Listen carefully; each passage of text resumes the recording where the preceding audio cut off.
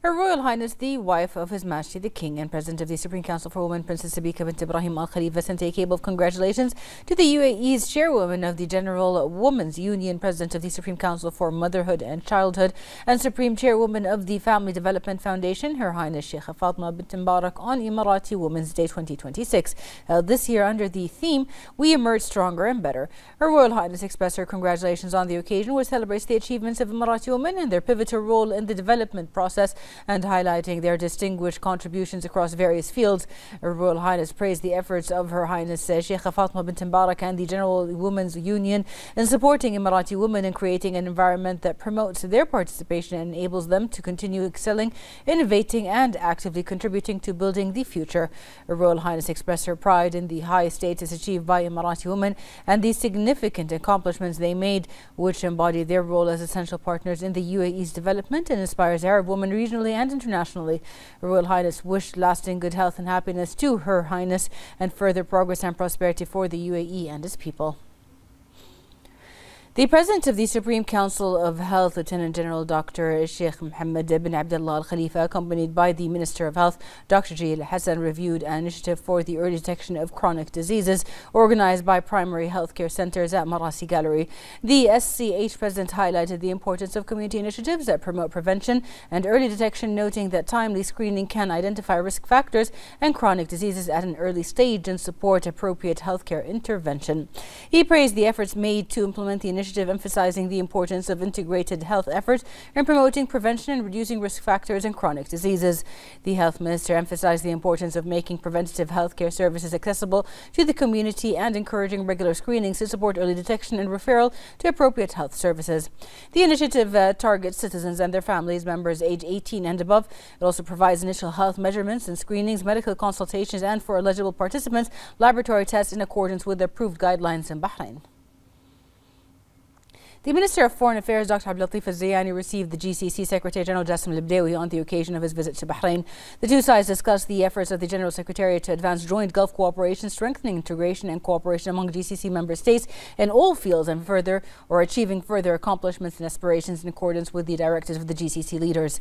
Within the framework of Bahrain's presidency of the current session of the GCC, the two sides reviewed the items on the agenda of the 168th session of the Ministerial Council, scheduled to be held in September at the General Secretariat's headquarters. They also exchanged views on the latest regional developments and the efforts being made by GCC member states to maintain regional security and stability and to safeguard the interests of the GCC member states. The Minister of Oil and Environment and Special Envoy for Climate Affairs, Dr. Mohammed bin Dana, participated in the Tatarstan Oil, Gas and Petrochemical Forum 2026, held in the presence of the Rais of Tatarstan, Rustam Minikhanov, with the participation of more than 180 international companies. The Minister emphasized the importance of international forums in exchanging expertise and discussing developments and further trends in the energy sector. He said oil and gas remain central to the global energy security and economic growth, stressing the importance of investment in operational efficiency, national capabilities, and advanced technologies. He also highlighted the role of artificial intelligence and data analytics in improving resource efficiency and supporting a more resilient and sustainable energy sector. On the sidelines of the forum, the Minister attended the Kazan Oil, Gas and Chemistry exhibition and reviewed developments in oil, gas, refined and petrochemicals. He also met with the Mikhanovs and discussed his cooperation between Bahrain and Tatarstan, particularly in the energy sector, as well as current developments and future trends in the sector. As part of its efforts aimed at supporting sustainable mobility and encouraging the use of electric vehicles, the Ministry of Transportation and Telecommunication launched an electric vehicle charging station at its headquarters in cooperation with Zayani Investment and Al Salam Bank. Undersecretary for Land Transport and Postal Affairs at the Ministry of Transportation and Telecommunication, Fatma Abdullah Zan, has said that the initiative supports the development of sustainable transport and to the adoption of environmentally friendly technologies and solutions. She emphasized the importance of providing infrastructure for sustainable mobility and strengthening private sector partnerships to support practical sustainability initiatives and reduce carbon emission.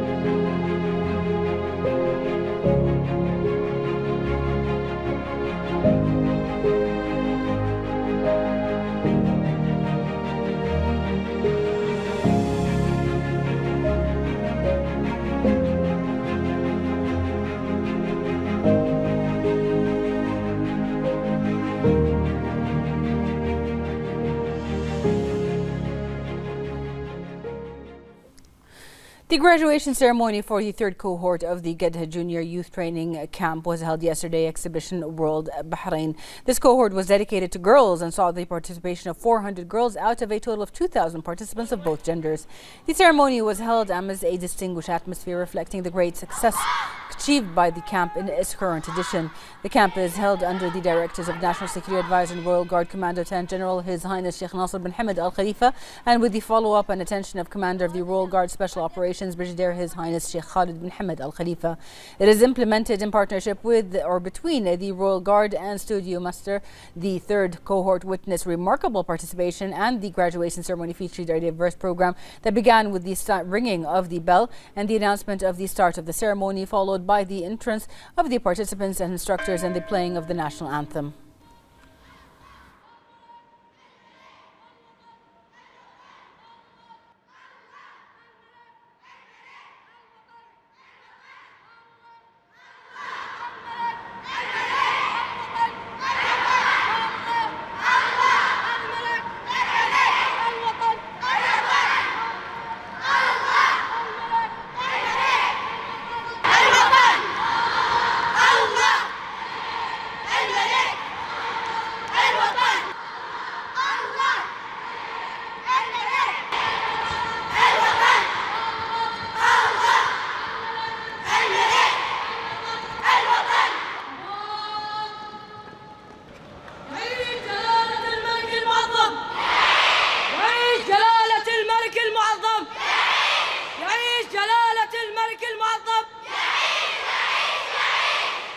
يا سيدي يا عز دار ما تميل، يا وقفة تبقى على مر الزمن، يا سيد الهيبة وافعاله دليل، وفي المواقف يشهد له وطن.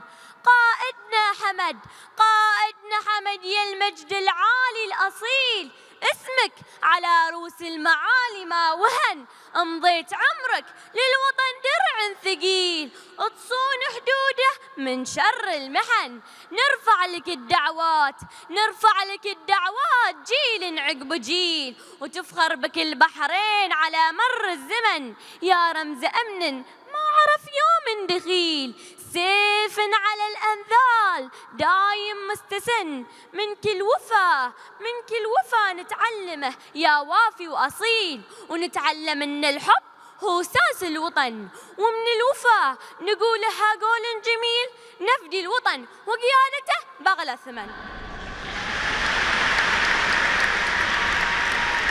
يسرني أن أقف أمامكم اليوم نيابة عن زميلاتي في الدفعة الثالثة من معسكر قدها جونيور لأعبر عن سعادتنا بهذه التجربة المميزة التي عشنا خلالها أياماً جميلة جمعت بين التعلم والتحدي والعمل الجماعي. كما نتقدم بخالص الشكر والتقدير إلى سمو الشيخ ناصر بن حمد آل خليفة على توجيه سموه بإقامة هذا المعسكر، وإلى سمو الشيخ خالد بن حمد آل خليفة على متابعته واهتمامه. أعاهد الله أن أكون مخلصاً لوطني ووفياً لمليكي ملتزماً بالانضباط والمسؤولية متحلياً بالشجاعة والعزيمة وأن أبذل جهدي لأكون دائماً قدها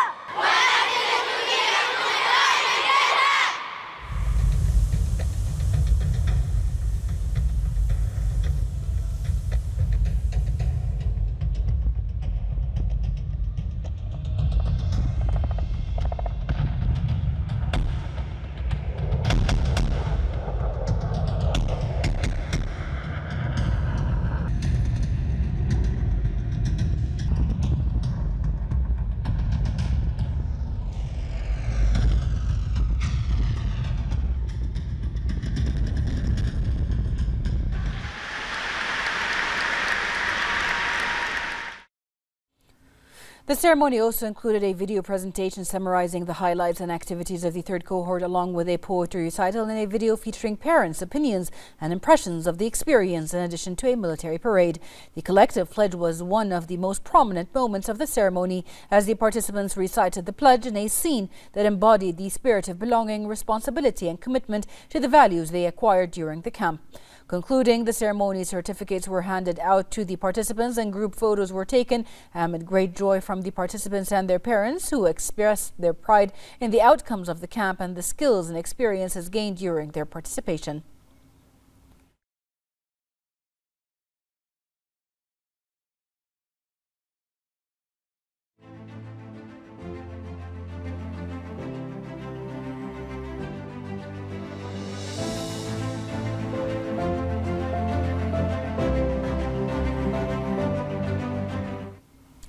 The Gedha Junior Camp continues to offer recreational programs for young people and an experience that combines the development of physical and mental capabilities with the promotion of values such as discipline, teamwork and self-reliance. More in this report.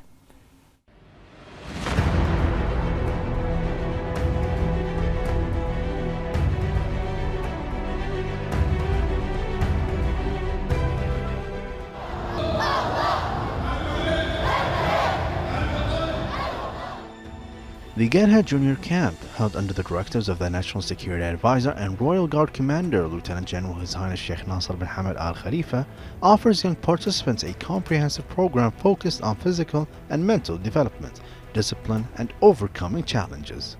At Exhibition World Bahrain, participants take part in shooting, strength and tactical exercises, water activities, evacuation, climbing and logistics, testing their focus, accuracy, speed and problem-solving skills.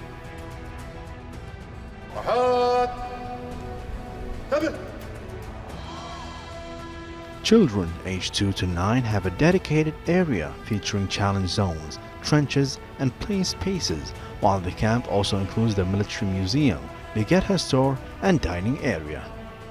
In the evenings, Gedha opens to visitors with activities for different age groups, combining training and entertainment while helping young participants build confidence and develop their abilities.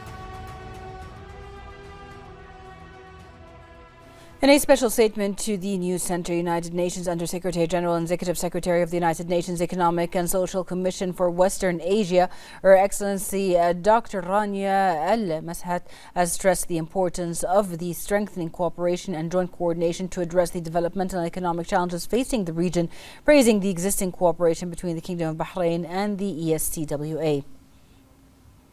This is my first official visit to the Kingdom as Executive Secretary of ESTWA, and it's quite significant because all of us are seeing that globally there are many developments, and regionally it's a very critical moment given what's happening with the water routes, trade, the security related to energy, and also the implications that this has both economically and socially.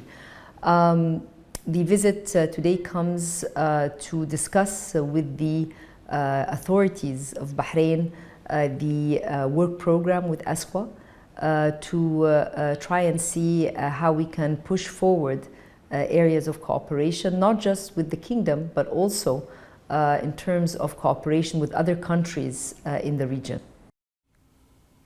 United Nations Under-Secretary General and ESTWA Executive Secretary, Her Excellency Dr. Rania Al-Mashat, has also emphasized that despite regional challenges, the Kingdom of Bahrain has stood as a model of resilience driven by advanced governance, strong institutional preparedness and effective coordination across government bodies.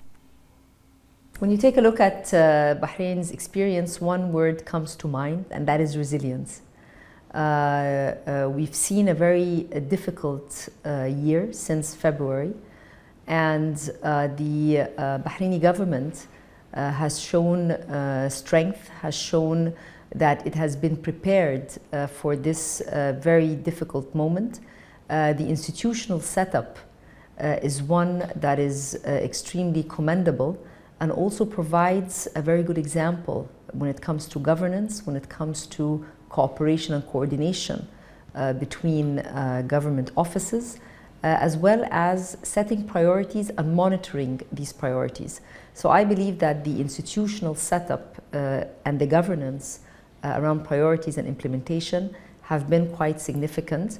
And as I mentioned, the investment in this institutional setup has paid off at a time when not just the region but the world is facing very significant challenges.